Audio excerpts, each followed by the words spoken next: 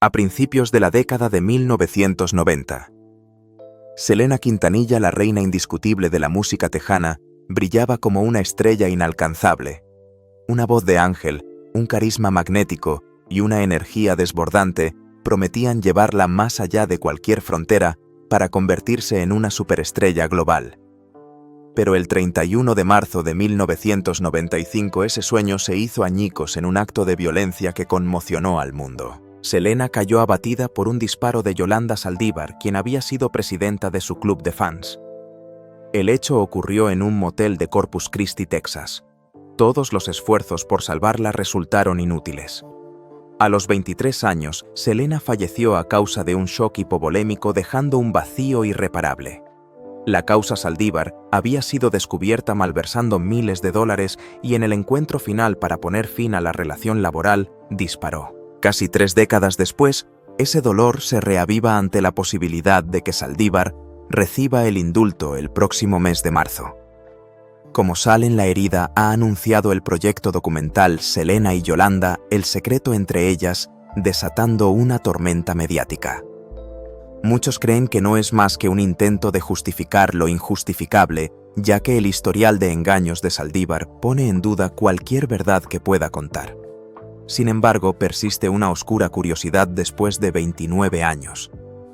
¿Qué podría decir antes de cruzar las puertas de la cárcel? Antes de abordar esta polémica historia, hay que volver al principio, la vida, la carrera y el momento decisivo de la reina del Tex-Mex. Selena Quintanilla nació el 16 de abril de 1971 en Lake Jackson, Texas, y creció junto a la frontera con México, empapándose del ritmo tejano, una fusión de influencias mexicanas y estadounidenses. Su padre, Abraham Quintanilla, exmúsico, detectó el talento de sus hijos y formó con ellos la banda Selena y Los Dinos. La música se convirtió rápidamente en el pilar familiar, llevándolos de fiestas locales a una comunidad de fans fieles. A los 15 años, Selena fue nombrada Cantante Femenina del Año en los premios de la música tejana. Su álbum debut, Selena 1989, llevó su nombre más allá de la frontera y con La Flor y Amor Prohibido abrió camino para futuras generaciones latinas. Lo notable es que al comenzar aún no dominaba el español. Bajo la guía de su padre, aprendió la pronunciación y superó el temor de ser rechazada por el público mexicano. Chris Pérez, guitarrista y futuro esposo, recordaba que el público la amaba por completo, desde su melena negra y sus ojos marrones hasta su encanto natural. En 1994, Selena Live le valió el Grammy al mejor álbum de música mexicoamericana. Vivía su sueño hasta que la pesadilla llamada Yolanda Saldívar irrumpió. Al principio, Saldívar no se interesaba por Selena, pero tras un concierto en 1991 quedó cautivada por Baile esta cumbia y la energía desbordante en el escenario. Al no poder comprar recuerdos, decidió fundar el club de fans en San Antonio, insistiendo con Abraham hasta obtener su aprobación. En junio de 1991, Saldívar se convirtió oficialmente en presidenta del club. Bajo el pretexto de servir a la comunidad y hacer obras benéficas, recaudaba cuotas de socios, vendía camisetas, boletines y artículos de Selena, una fachada que luego se derrumbaría conduciendo a un final trágico. El papel de intermediaria entre la familia Quintanilla y Saldívar lo desempeñaba Suzette, la hermana de Selena. No fue hasta diciembre de 1991 cuando Saldívar conoció en persona a Selena. Desde entonces su vínculo se estrechó rápidamente, situando a Saldívar en el círculo de máxima confianza de la artista.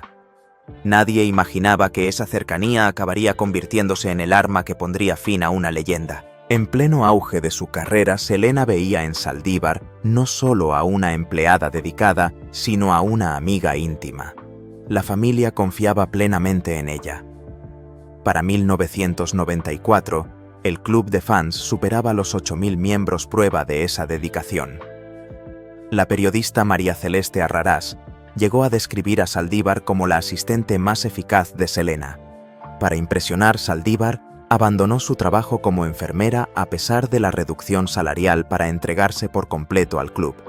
Pero tras la fachada de lealtad, la sombra crecía en silencio. Ese mismo año, Selena abrió 2 boutiques de moda y belleza, con su nombre en Corpus Christi y San Antonio.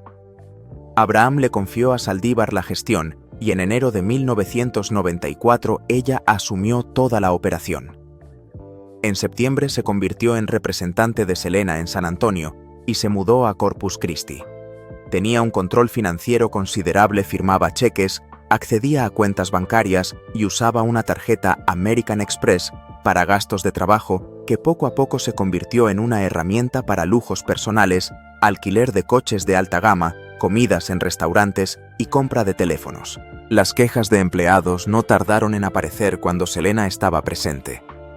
Saldívar mostraba amabilidad. En su ausencia adoptaba un tono despectivo. A finales de 1994, las tiendas sufrían graves carencias. La plantilla se redujo de 38 a 14 trabajadores, en su mayoría despedidos por ella. Preocupados, los empleados alertaron a Selena, pero fiel a su bondad, ella se negó a creer que su amiga pudiera traicionarla. Describían a Saldívar como de dos caras y recurrieron a Abraham, quien intuía que era peligrosa. Aún así, Selena desestimó sus advertencias, creyendo que su padre era demasiado desconfiado. En enero de 1995, Debra Ramírez, prima de Selena, fue contratada para ayudar en la expansión a México. En menos de una semana, renunció al descubrir informes de ventas manipulados y facturas desaparecidas. Al confrontarla, Saldívar respondió fríamente: «No es asunto tuyo». También tuvo enfrentamientos con el diseñador Martín Gómez, acusado de arruinar o destruir diseños y de no pagarle. Para sembrar dudas en Selena sobre Gómez, Saldívar grabó en secreto una conversación, lo que llevó a la cantante a relegar al diseñador y a crear sus propios trajes sin saber que estaba siendo manipulada. A finales de 1994 y principios de 1995, Saldívar viajaba con frecuencia a Monterrey para apoyar la apertura de la tienda Selena, etc. En México, una iniciativa que parecía puramente profesional, pero que acercó la historia al precipicio de la tragedia. En una fábrica local, Saldívar infundió miedo a las costureras, o estaban de su lado o dejaban el empleo. La tensión y la división se propagaron. La relación entre ella y Selena se volvió compleja, casi distorsionada. Saldívar disfrutaba con cada gesto de cariño de Selena. Su habitación estaba cubierta de pósters, velas y una colección de cintas de vídeo de la cantante que ponía a sus visitas. The Dallas Morning News llegó a describir esa dedicación como una obsesión. En las tiendas, Saldívar hablaba sin cesar de su deseo de seguir el ejemplo de Selena, lo que llevó a los empleados a percibir una fascinación extraña. Aquella amistad aparentemente inquebrantable se transformó al final en una traición despiadada. Selena confió en la persona equivocada y el precio que pagó fue su vida, dejando un vacío inmenso en el corazón de millones de admiradores. El vínculo entre ellas superaba la amistad y cruzaba la línea hacia la posesión. Con una astucia fría y calculadora, Saldívar controlaba cada paso de Selena, aislándola de los demás con la excusa de protegerla de molestias administrativas. No solo estaba presente en el trabajo, sino que se convertía en una sombra en cada viaje, y lo más inquietante, tenía incluso las llaves de la casa de Selena. A medida que asumía más responsabilidades empresariales, la relación comenzó a resquebrajarse. En septiembre de 1994, Selena conoció a Ricardo Martínez, un médico de Monterrey, fascinado con la idea de expandir la marca Selena, etc. Martínez se convirtió en su asesor comercial, aunque la familia pensaba que no era más que un admirador que aparecía en unas cuantas fotos. La cercanía entre ambos, sumada a los ramos de flores que él enviaba a su hotel, encendió en Saldívar unos celos ciegos. Con cálculos dignos de Maquiavelo, sembró en Selena la sospecha de que Martínez tenía intenciones oscuras. Aún así, la cantante continuó viajando con frecuencia a Monterrey, a veces disfrazada y usando el apellido de su marido Pérez para evitar ser reconocida. Martínez declaró haberle prestado varios miles de dólares, alegando que atravesaba dificultades económicas. A la luz de los acontecimientos posteriores, ese detalle adquiere un matiz inquietante. El hallazgo de pruebas irrefutables de malversación comenzaba a destapar la red de engaños de Saldívar. Desde enero de 1995, Abraham Quintanilla empezó a recibir numerosas quejas fanes que habían pagado su cuota de socio sin recibir las prometidas mercancías. Al mismo tiempo, las tiendas de Selena en Corpus Christi y San Antonio acumulaban facturas impagadas. Cuando fue confrontada Saldívar, no ofreció explicaciones convincentes. Investigaciones más profundas revelaron que había desviado más de $30.000 mediante cheques falsificados tanto del club de fans como de las boutiques. La mala noticia se extendió rápidamente. En medio del caos, Armando, el hermano de Saldívar, contactó con el diseñador Martín Gómez y lo acusó falsamente de apropiarse de dinero del club. Gómez, atónito, contó la historia a un tío de Selena y la información llegó a Abraham.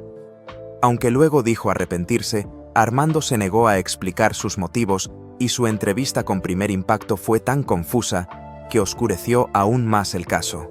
El 9 de marzo de 1995, Abraham convocó una reunión en Q Productions con Selena y el equipo para enfrentar a Saldívar. Ante las pruebas claras, ella permaneció en silencio fría, sin justificarse ni negar nada. Cuando le preguntaron por los obsequios no enviados a los fanes, respondió con descaro que querían quedarse con cosas sin pagar. Al continuar la investigación, Abraham descubrió que Saldívar había abierto una cuenta bancaria para el club de fans a nombre de su hermana María Elida, alegando que el banco se negó a abrirla a su nombre sin aportar razones concretas. La reunión terminó y Saldívar se marchó. Abraham prohibió de inmediato a Selena que tuviera contacto con ella, pero la cantante, a regañadientes, mantuvo un vínculo mínimo creyendo que era necesaria para las operaciones de la línea de moda en México, especialmente para entregar la documentación fiscal. Así, aunque destituida, Saldívar siguió en la nómina a la espera de la transición. Poco después, Abraham descubrió que las firmas de los cheques falsos coincidían plenamente con la caligrafía de María Elida. Todas las pistas apuntaban a Saldívar controlaba los cheques, retiraba el efectivo y lo retenía. Cuando Abraham pidió los extractos bancarios, estos habían desaparecido. En su lugar apareció una carta firmada por María Elida, explicando que la cuenta se había cerrado por un problema con un depósito de $1.000, una justificación dudosa, en medio de una red de mentiras cada vez más tupida. La carta mencionaba a un nombre nebuloso, Ivonne Perales, supuestamente miembro del club de fans, que según la versión, había desaparecido con el dinero y a quien nadie había podido localizar. Pero Abraham, con su instinto agudo, detectó que algo no encajaba. Ninguno de los miembros del club había oído jamás ese nombre. Al confrontar a Saldívar, las contradicciones se hicieron evidentes y emergió la verdad. Perales no era más que una cortina de humo para encubrir otras maniobras. El día siguiente marcó un punto de no retorno como una nota triste que abre el último capítulo de la tragedia. La decisión de Abraham prohibirle a Saldívar acercarse a Selena fue un intento desesperado de mantener a su hija lejos de la sombra que se cernía. Pero ese mismo día, tras ser expulsada de Q Productions entre Saldívar y Selena, hubo una tensa llamada telefónica que profundizó las grietas en su relación ya frágil. Tanto Selena como su esposo Chris Pérez rechazaron las vagas explicaciones sobre los objetos desaparecidos. A principios de marzo de 1995, Selena puso fin oficialmente a todas las funciones de Saldívar, retiró su nombre de las cuentas bancarias de las tiendas y la destituyó como presidenta del club de fans. Solo un día después, Saldívar acudió a una armería en San Antonio, justificando la compra de un arma por motivos de seguridad. El 13 de marzo se reunió con un abogado para redactar su carta de renuncia, aunque Abraham sospechaba que era parte de un plan calculado con antelación. Mientras Selena estaba en Miami, Saldívar condujo en silencio de regreso a Corpus Christi y alquiló una habitación en el motel Sun Dollar, donde, según Abraham, por primera vez estuvo peligrosamente cerca de poner en práctica su intención de quitarle la vida. Al día siguiente, Saldívar citó a Selena en un lugar a decenas de kilómetros de la ciudad. Con la confianza y generosidad que siempre la caracterizaban, Selena la tranquilizó asegurándole que podría seguir trabajando en México hasta encontrar a un reemplazo. Durante la conversación, Saldívar le mostró un objeto que acababa de comprar. Selena, sorprendida y preocupada, le aconsejó que desistiera de conservarlo. Quizá en ese momento la serenidad de Selena hizo que Saldívar vacilara. Al día siguiente, Saldívar lo devolvió pretextando que había recibido uno similar de su padre. El 26 de marzo. Saldívar continuó con sus actos de apropiación indebida, esta vez llevándose un frasco de perfume y varios extractos bancarios de Selena en México. Poco después, acompañó a la cantante en un viaje de trabajo a Tennessee, donde Selena ultimaba la grabación de un tema destinado al público angloparlante. Durante aquellos días, lejos de casa, Selena se dio cuenta de que habían desaparecido documentos importantes y exigió a Saldívar que los devolviera al regresar a Texas. El día 27, Saldívar recuperó el arma que había comprado anteriormente y citó a Selena en un hotel. Sin embargo, la noticia de la presencia de la artista se difundió rápidamente, atrayendo a numerosos admiradores que, sin saberlo, formaron una barrera protectora que frustró los planes de Saldívar. Abraham está convencido de que aquella multitud salvó a su hija de otra intención siniestra. Según Abraham, se gestaba un nuevo plan cuando Saldívar viajó a Monterrey a finales de marzo. El día 29, el doctor Ricardo Martínez recibió llamadas desesperadas de ella hablando de un grave incidente. Al día siguiente, otra llamada llena de ruidos y confusión lo llevó a enviar a alguien a buscarla, pero Saldívar ya había abandonado el lugar. El día 30, Saldívar regresó a Corpus Christi y alquiló una habitación en un motel Days Inn. Contactó con Selena asegurando haber vivido un episodio traumático y necesitar apoyo. Este relato despertó en Abraham sospechas de algo más oscuro. Saldívar invitó a Selena a su habitación y, por fortuna, Chris Pérez, marido de Selena, la acompañó. Mientras Pérez esperaba fuera, la cantante entró sola. En el camino de regreso, Selena se dio cuenta de que los documentos que le había entregado Saldívar no eran los originales. Inmediatamente después, Saldívar llamó a Selena para decirle que se encontraba en una situación de emergencia y necesitaba ayuda. Pérez le aconsejó mantenerse alejada, pero la compasión llevó a Selena a aceptar una nueva cita al día siguiente sin informar a su esposo. La mañana del 31 de marzo, Selena acudió al Days Inn decidida a recuperar los documentos faltantes. Durante la conversación, Saldívar relató de improviso el supuesto incidente en México, conmoviendo a Selena, que decidió llevarla de inmediato al hospital. Sin embargo, allí la situación se volvió confusa. El personal se negó a atender el caso por no ser de su competencia y las versiones de Saldívar resultaban inconsistentes, erosionando la confianza. Tras salir del hospital, ambas regresaron a la habitación 158 del motel donde el destino aguardaba. En aquel espacio reducido estalló una fuerte discusión.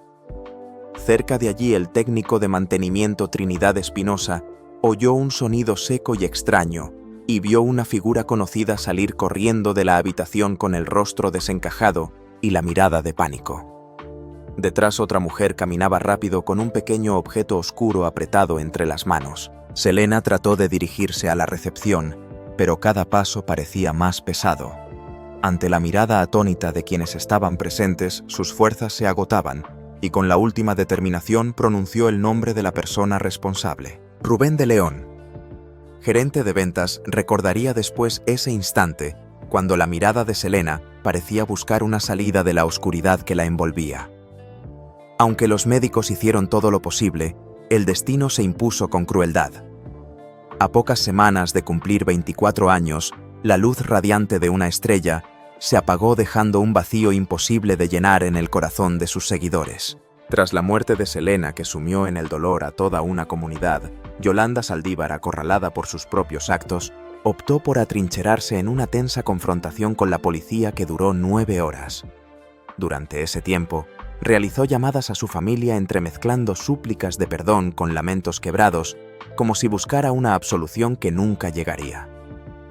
El ayudante del sheriff, Ken Abung, recordó aquella cadena de palabras temblorosas, incapaces de borrar lo irrebatible. Finalmente, el cerco de la ley se cerró. Saldívar fue detenida y condenada a cadena perpetua por arrebatar la vida de Selena con la posibilidad de solicitar la libertad condicional en el año 2025.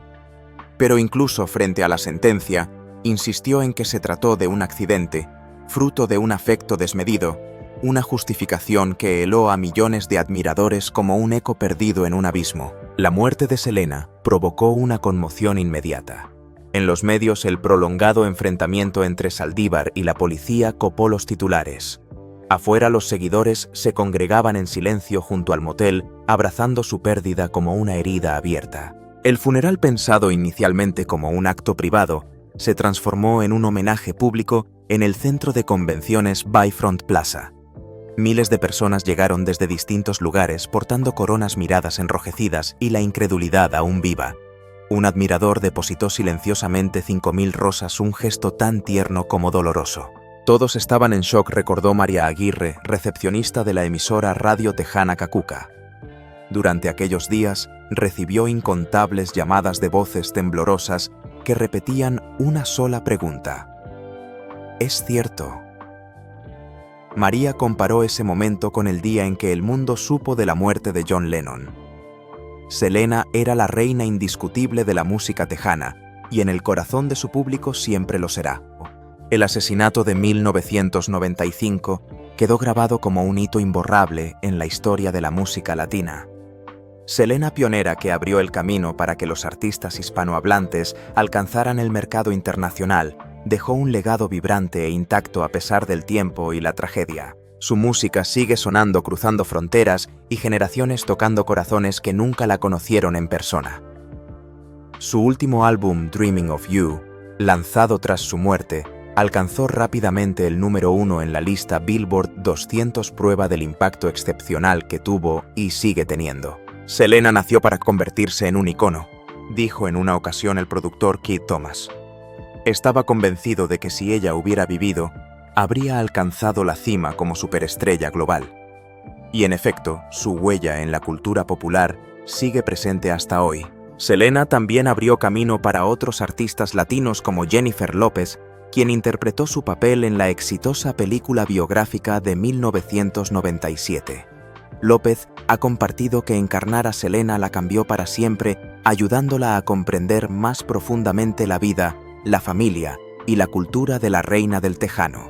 El papel de Selena Quintanilla no solo abrió una nueva puerta para la carrera actoral de Jennifer López, sino que también encendió en ella la chispa para lanzarse a su propia trayectoria musical. El eco del legado de Selena sigue resonando, convirtiéndose en fuente de inspiración para toda una generación de jóvenes artistas. Aunque han pasado 22 años desde aquel día fatídico de 1995, su luz sigue siendo celebrada. En el año 2017, una estrella con el nombre de Selena fue colocada con honor en el Paseo de la Fama de Hollywood como testimonio del impacto perdurable de su música y su cultura. 3 años después, Netflix recreó su trayectoria vital hasta el momento de la despedida con Cristian Serratos, interpretando a Selena con el mítico conjunto morado de su última actuación. Para los admiradores, el recuerdo de Selena son los instantes brillantes sobre el escenario. Para sus seres queridos, es un vacío que jamás podrá llenarse. Chris Pérez, su esposo, suele volver a las viejas fotografías. Confiesa que a veces todo parece lejano, pero la gratitud por los días junto a ella, la banda y los seguidores sigue intacta. Sin embargo, esa calma se vio interrumpida por un anuncio impactante. Yolanda Saldívar, la mujer que arrebató la vida a la reina del Tex-Mex, se prepara para estrenar la serie documental Selena y Yolanda, los secretos entre ellas. La fecha de lanzamiento coincide con la próxima audiencia de libertad condicional de Saldívar, lo que ha avivado una ola de indignación. La familia Quintanilla y una gran multitud de admiradores lo consideran una falta de respeto a la memoria de Selena y un intento de lucrarse con la tragedia. A pesar de ello, Saldívar insiste en que actúa en beneficio del público, afirmando que todo el mundo tiene derecho a conocer la verdad. Pero muchos se preguntan si esas revelaciones son tan importantes, ¿por qué no se presentaron en el juicio inicial? Incluso el anuncio de la familia de Saldívar de que publicarán documentos y grabaciones inéditas no ha hecho más que incrementar las sospechas. Para muchos esto es una prueba de los límites de la justicia y del perdón. Y el legado de Selena, pese a todo el ruido, sigue brillando. Casi 3 décadas después, su voz continúa resonando en el corazón de millones, recordando al mundo a una artista cuyo talento se truncó demasiado pronto. Y paradójicamente, estas controversias parecen solo reforzar el amor